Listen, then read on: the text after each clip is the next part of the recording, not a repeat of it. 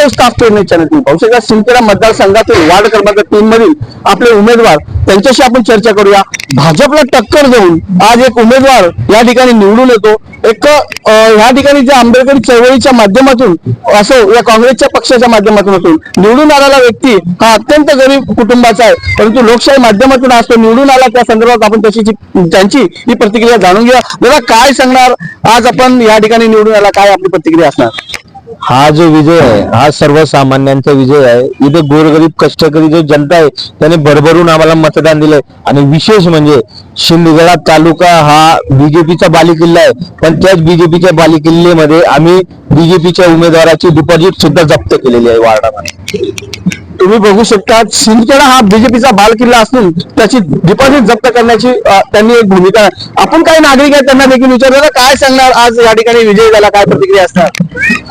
हा विजय सर्वसामान्यांचा विजय आहे आणि समाजाचा विजय आहे।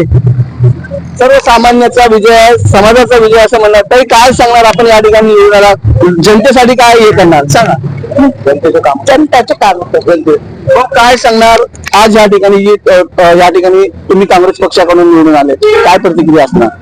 आम्ही जरी काँग्रेस पक्षाकडनं निवडून आलो पण आमचं ध्येय एकच असेल, ते म्हणजे आंबेडकरी चळवळी ते तालुक्यामध्ये प्रस्थापितांसमोर आम्ही म्हणजे खांद्याला आणि त्यांच्या समोर विरोधात आम्ही कामं करू। सर काय सांगणार आपण, तुम्हाला या स्थानिक 3 नंबर वार्डच्या जनतेने निवडून दिलं, त्यांच्याप्रती आपली काय प्रतिक्रिया असेल?